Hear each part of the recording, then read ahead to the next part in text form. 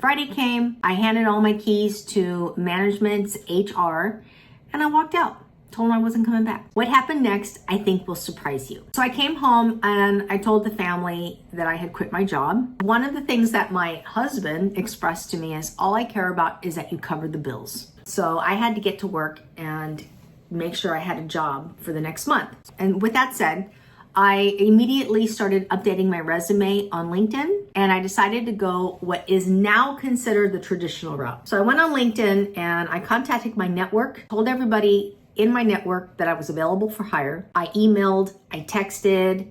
For about a week or two, I was met with deafening silence. No responses, no emails, no, hey, let's chat, see maybe where you fit in our company, et cetera, et cetera. Nothing of that nature came up. And I quickly understood that there's a very good chance that my network of people anchored my career, and whose career I anchored. There's a really good chance that that whole network was also probably going through the same thing I went through, that they were not in those positions anymore of influence.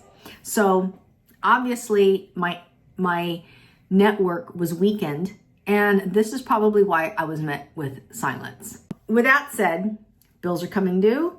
I'm meeting with silence. I needed to find a job. This is when I realized there's a difference between a career and a job. You see, a career is a place where you tie your identity to. That's what I did. My career was my identity. I was always climbing the corporate ladder, always doing whatever it was to maintain my title and make sure that my income was steady, stable, and plentiful. That was now gone. I needed now to go into survival mode. I needed to make more practical decisions on how I was going to manage my income from my job.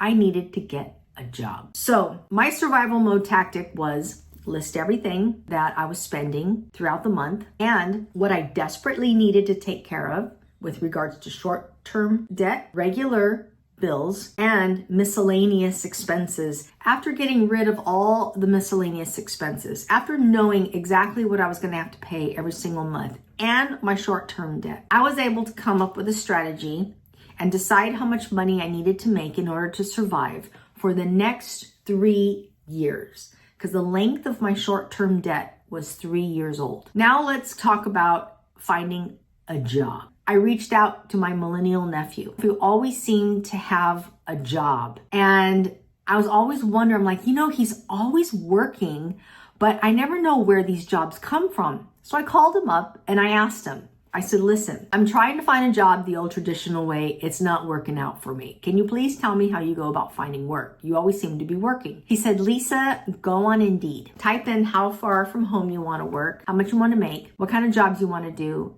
and how many hours a week you want to work. Indeed will filter all that information out and send you job postings via email. You'll find a job. He also said something that really kind of stuck with me. He said, nowadays, Lisa, a job is just a job. You can find a job anywhere. People find jobs and quit jobs every single day. You'll find something. You just have to be flexible. That's when it hit me. Those old days when you were like, I don't want to work here. I would prefer to work there. I prefer to have this job, not that job. This is the position I'd like to do. These are the hours I want to work.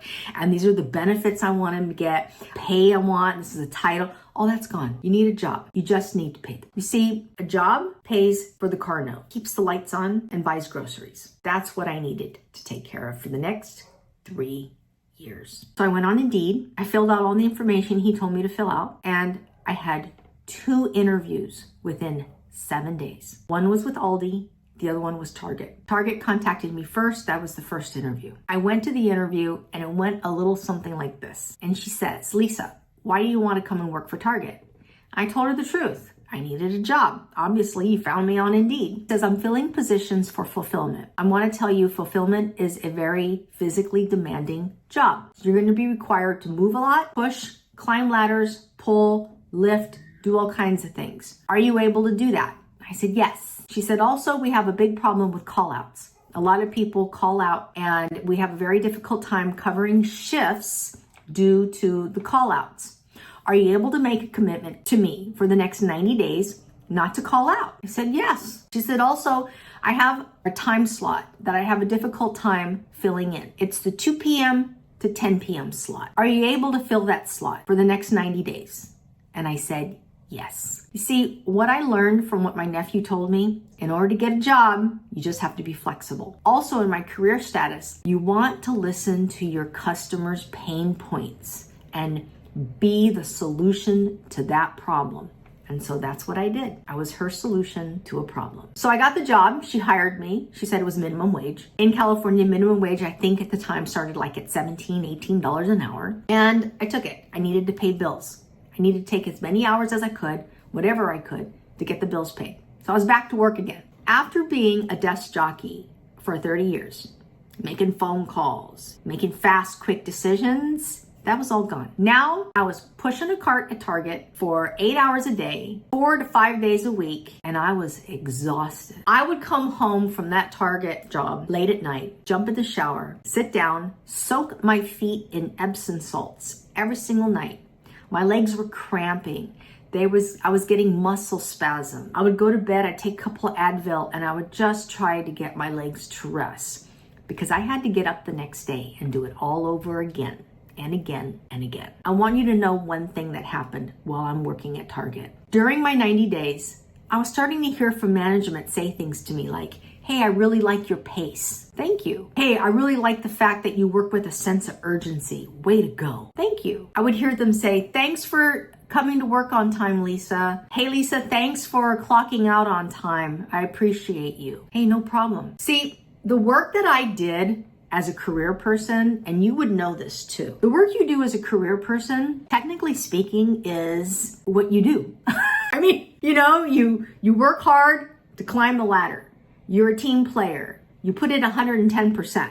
That's what you're supposed to do. But working over at Target, to them, was an exception. So I put in the time I needed to put in. 6 months later comes rolling around. I'm still there. I'm paying the bills. I'm 6 months in. I'm getting closer and closer, obviously, to my survival deadline, which is, now it's 2.5 years out. And the new shifts come out, and lo and behold, they have me scheduled to work days. I think that's odd, right? Why am I working days now? It turns out that the turnover rate in retail and in part-time jobs is very high. So as they're losing a lot of people and bringing new people in, the retention rate on the people that stay, they get better hours. They get a better slot opening for shifts.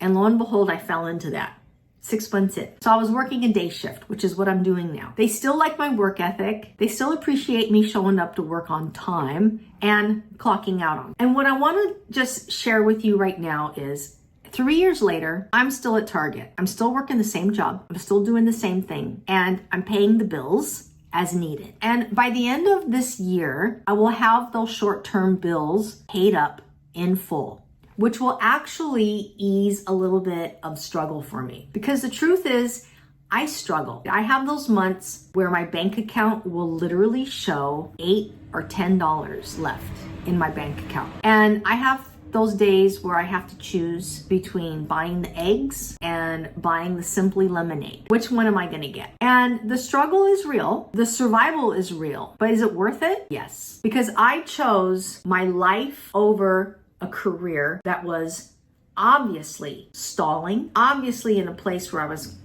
potentially being managed out, and I needed to get my life back on track. Here's the thing. If you're quietly suffering in a job where you feel like your career is stalling, or maybe you feel like you're getting managed out, I want you to know there is nothing wrong with taking a job. There's nothing wrong with working to pay the bills, because short-term survival is simply that. Also, to leave you with this, a strong work ethic in today's day and age is an extremely valuable asset. And for however long that you've been climbing that corporate ladder, your work ethic got you there, and your work ethic will get you through your survival era. I hope this video helped you, and if so, leave me a comment. Let me know where you are right now. Are you out there trying to find a career, or are you looking for a job? I look forward to seeing you on the next video. Take care, everybody.